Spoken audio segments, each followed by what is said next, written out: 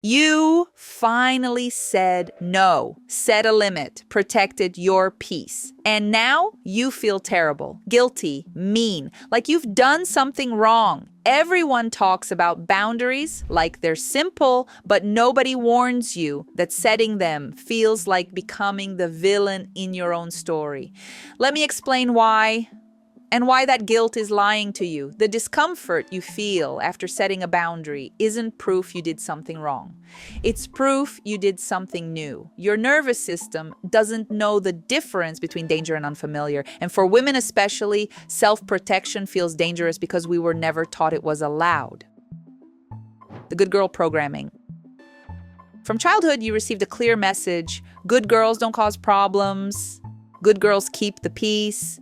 Good girls make others comfortable, even at their own expense. You were rewarded for being accommodating, agreeable, easy. You were punished with withdrawal, disappointment, or guilt when you had needs that inconvenienced others. The lesson was simple: your comfort matters less than everyone else's.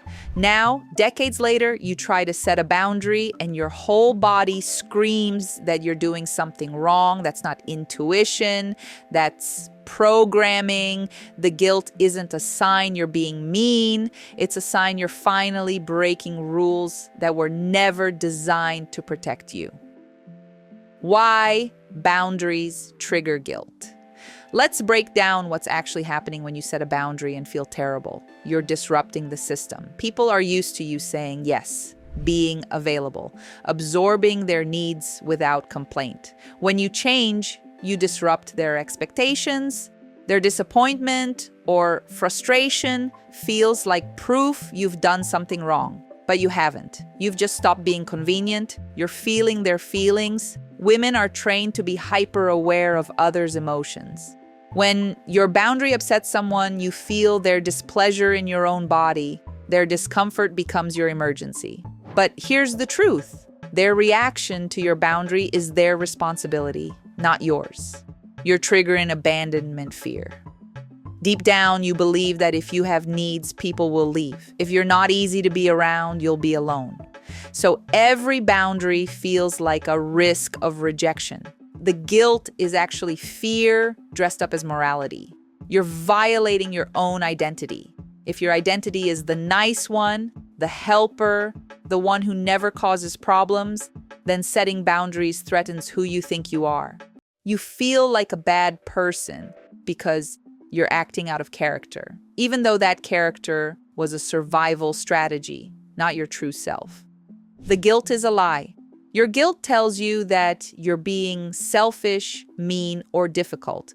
But examine what actually happened. You said you couldn't take on extra work. That's not mean. That's honest. You told someone their behavior hurt you. That's not attacking. That's communicating. You declined an invitation you didn't want to accept. That's not rejection. That's self-care. You stopped responding to someone who drains you. That's not cruel. That's protection. The guilt isn't measuring morality. It's measuring how far you've stepped outside your conditioning.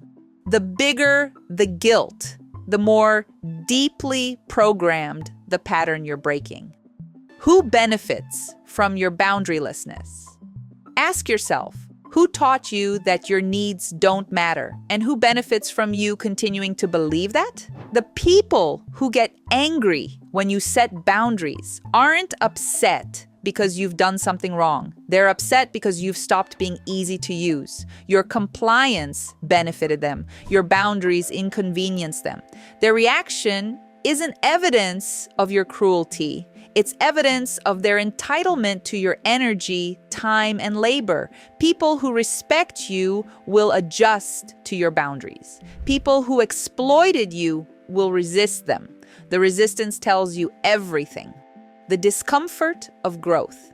Here's what nobody tells you about boundaries. They feel terrible at first. Not because they're wrong, but because growth is uncomfortable. Your nervous system is wired for familiarity, not health. Saying yes to everything feels safe because it's known. Saying no feels dangerous because it's new. But safe and healthy are not the same thing. The guilt, the anxiety, the fear of being seen as difficult, that's the friction of becoming someone new, someone who values herself, someone who doesn't abandon herself to keep others comfortable. It's supposed to feel hard. That doesn't mean stop. What healthy boundaries actually look like boundaries aren't walls. They're not about keeping everyone out or becoming cold and unfeeling. They're about clearly communicating what you will and won't accept and following through. Healthy boundaries sound like, I can't take that on right now. I need time to think before I commit. That doesn't work for me. I'm not available for this conversation. I love you, and I won't accept being spoken to that way. Notice, no lengthy explanations, no over-apologizing, no justifying your right to have limits. A boundary is a statement, not a negotiation. You don't need anyone's permission or approval to protect yourself. Retraining your nervous system. The guilt won't disappear overnight. You're unwiring decades of conditioning, but you can learn to tolerate it without obeying it. Step 1. Expect the guilt. When you set a boundary, tell yourself in advance, I'm going to feel guilty. That's just my programming, not the truth. Anticipating it reduces its power. Step 2. Don't backpedal. The urge to apologize, over-explain, or take back your boundary will be strong. Resist it. Every time you hold your boundary despite the discomfort, you teach your nervous system that boundaries are survivable. Step 3, let them be upset. Their reaction is not your emergency. You can care about someone and still allow them to feel disappointed without rushing to fix it. Their feelings are theirs to manage. Step 4, celebrate the discomfort. Reframe the guilt as evidence of growth. You're not being mean. You're becoming someone who doesn't abandon herself. That's worth celebrating, even when it hurts. The identity shift.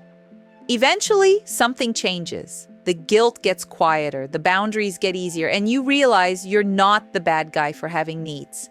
You were just surrounded by people who benefited from you believing that. The right people won't make you feel guilty for having limits. They'll respect them, they'll adjust, they'll love you not despite your boundaries, but because of the self-respect they represent. You're not losing people by setting boundaries. You're losing people who only valued your lack of them. Setting boundaries feels like being the villain because you were trained to be a martyr. You were taught that self-sacrifice equals goodness and self-protection equals selfishness. That was a lie designed to keep you easy to use. The guilt you feel isn't proof you're wrong. It's proof you're healing. It's the growing pain of becoming someone who finally treats herself the way she treats everyone else, with basic respect. Keep setting the boundaries. Keep feeling the guilt. Keep choosing yourself anyway.